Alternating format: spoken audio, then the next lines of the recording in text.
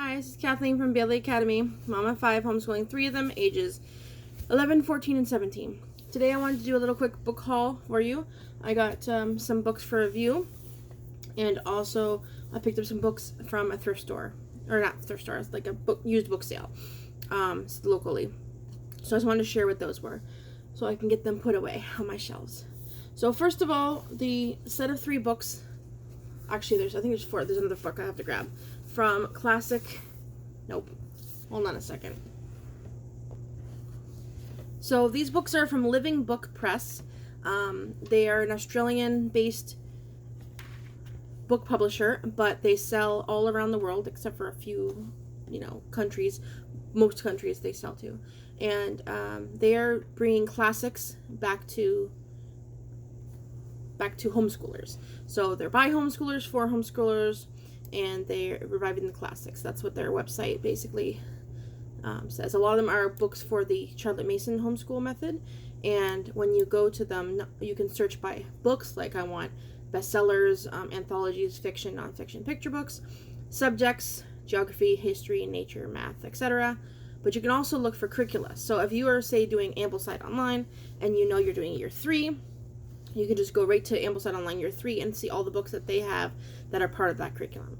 They also have Living Heritage,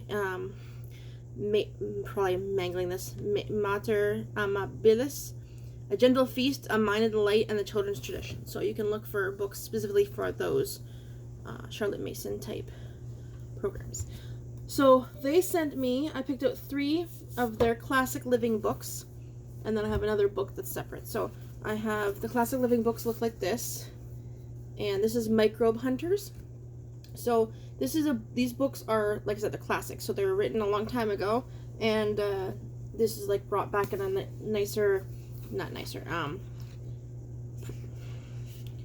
more modern looking style. I don't know how to explain it. Anyway, so this book here was, this edition was 2023, but this first book was published in 1926. And so Microbe Hunters is, of course, about microbiology, germ theory, how we think about medicine, a blend of history, science, and drama. So I got this because my son has been studying microbiology, well, the basics of it, and so I figured it would possibly make a good book, and if not, even I want to read it anyway. So we started off, we only read a little bit, I don't know if we're going to continue it at the moment, but even if not, I'm definitely reading it. And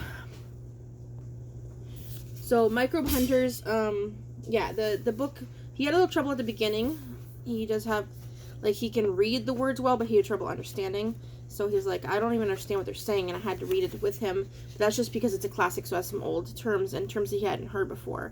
I'm trying to see if I can find the spot that he was having trouble with. But there's like a bolt of gingham. You didn't know what a bolt or gingham meant, and so I had to explain that to him. And then just the way that it was written, just like I said, these are classics, so you're going to expect them to be a little harder to understand. But I thought this is really interesting, and we've only read a few pages. So Microbe Hunters, if you're interested in microbiology, very interesting. I got the Wonder Book of Chemistry, mostly because my eldest homeschooled daughter loves chemistry, and I figured she might want to read this at some point. And again, I would read all these at some point anyway. First published in 1922, talking about the mysteries of chemistry. Yeah, this is what I was trying to say. It says at the back of the book, these books are formatted to be easy to read, and if being used in a homeschool situation, broken up into sections for easy scheduling. Story collections are sometimes rearranged to fit existing schedules. Also, in the books, although they're mostly text, there are sometimes occasional pictures, but, that can help break up the text and make it easier to read as well. And like the text font. And so it makes it, especially since there are sometimes hard words, it makes it easier to understand. And in the case of, say, chemistry or something more complicated, it gives you a chance to see what some of the things look like that they're talking about. So that's helpful. Third book I picked out was The Story of the Greeks. And I picked this one out because my youngest daughter is starting to get interested in Greek mythology. And I thought that this might come in handy if we decided to do more Greek studies. And again, if we don't, I will read it. This is the history of the Greeks told in 115 stories. both stories of people and events, both real and mythical, that form the foundation of Western culture. Written to be appreciated by all ages, we get to know classic tales such as those of Icarus, Jason, Theseus, Hector and Achilles, Athens and Sparta, Troy, Socrates, Damon and Pythias, Sword of Damocles, Alexander the Great, and Colossus of Rhodes. Many more until Greece ends up in a Roman province. And there's also the story of the Romans that you could get in this too. So yeah, this one, the same when this one was made, probably the same. This one was first published in 1896, so it's even older. And this one has like more illustrations and fun header text. I really love also the feeling of the books. Like the thing. And I thought I saw I'll go back to the feeling of it in a second, but yeah, there's maps too at the beginning.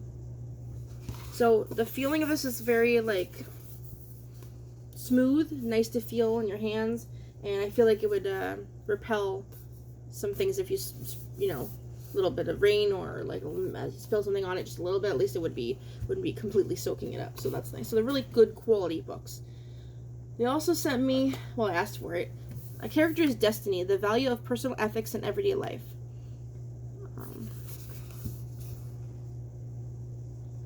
So this is more for me. An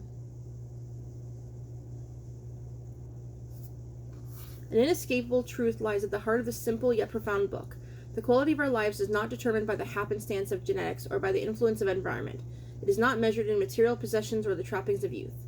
It is not dependent on personality or social acclaim.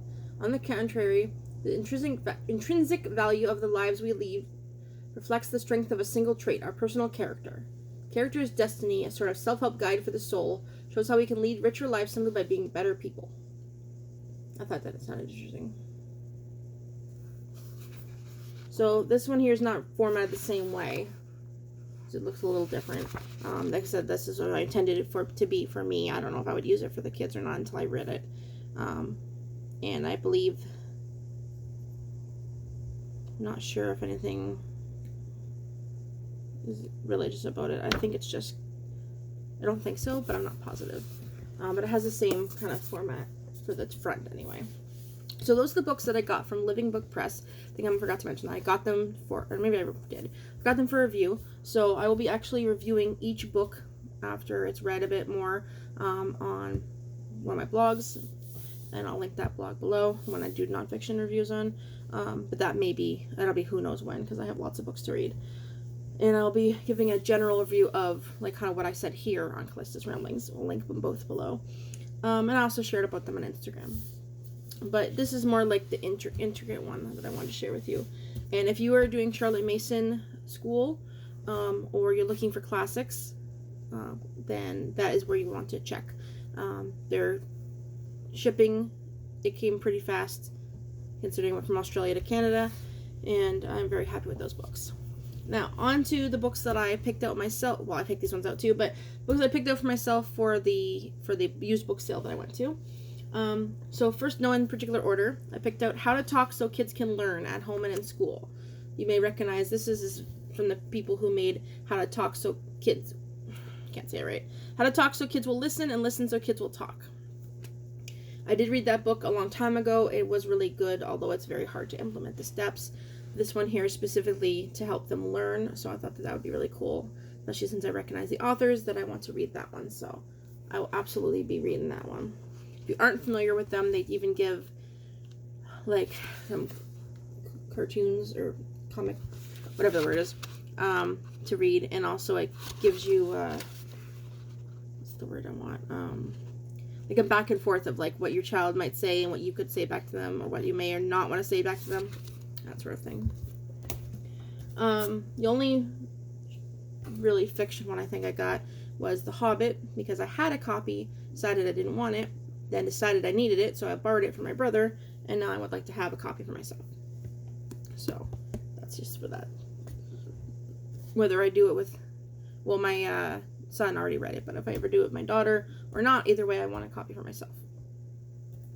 This one my brother picked out for me, What's Math Got to Do with It, by Joe Baylor. Bowler, I'm not sure how to say her name. How teachers and parents can transform mathematics learning and inspire success. I love math books, and if it's about teaching math, that's even better. This one says, a recent assessment. Okay, so it says, a recent assessment of mathematics performance around the world ranked the United States 36th out of 64 countries in the study. Well, I'm Canadian, but still. When the level of spending was taken into account, we sank to the very bottom of the list. We are falling rapidly behind the rest of the developed world when it comes to math education, and the consequences are dire. In the straightforward and inspiring book, Joe Bowler, named by the BBC as one of 8 people who are challenging the future of education, outlines concrete solutions that can transform students' math experiences, including classroom approaches, essential strategies for students, and advice for parents. Now updated to address the controversial Common Core, this is a must-read for anyone who is interested in the future of our children and our country. So, this one looks good. I'll share with you when I read more about it if it's helpful at all. I also picked up Indigenous Ingenuity, Celebration of Traditional North American Knowledge. I always like to share stuff about Indigenous people, and this looked really cool. I'm glad I grabbed it since I flipped through it more. It says here, this is what the back says. Corn, chocolate, fishing hooks, boats that float, insulated double-walled construction, recorded history and folklore, life-saving disinfectant, forest fire management. Our lives would be unrecognizable without these and countless other scientific discoveries and technological inventions from Indigenous North Americans. Here is a wide-ranging STEM offering that answers the call for Indigenous nonfiction by reappropriating hidden history. The book includes fun, simple activities and experiments that kids can do to better understand and enjoy the principles used by Indigenous inventors. Readers of all ages are invited to embrace the mindset of reciprocity, environmental responsibility, and the interconnectedness of all life.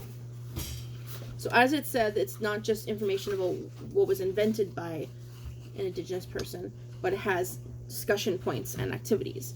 So, like, talks about relations and stuff like that, and then it says, can you name a relative who is not a person but whom you feel a deep connection with? Or there's mechanics of a pump fire drill, how to make something that shows you how that works. So there's photos and learning how to read pictographs.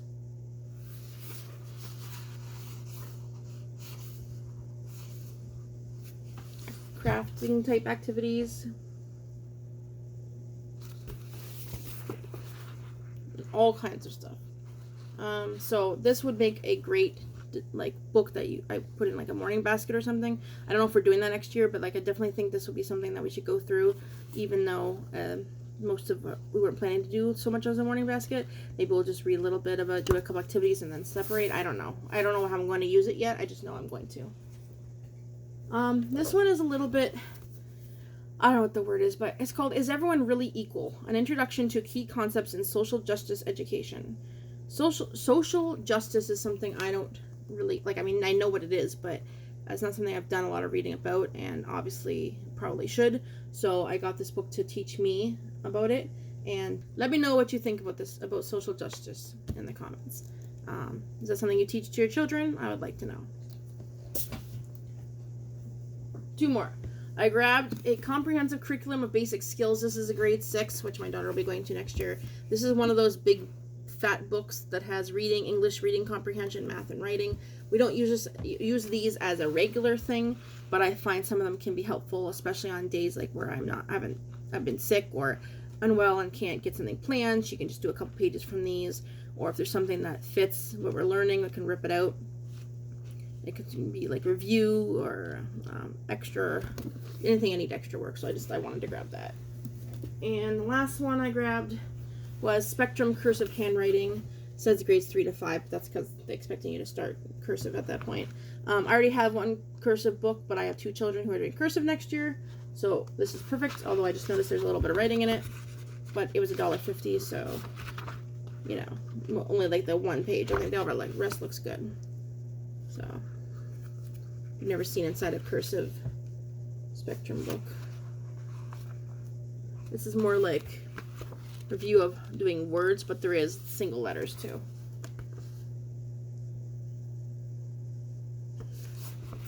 And that is the end of my haul. That is all I got, and let me know if any of those sound interesting to you, or if you've read them before, or use them in your homeschool.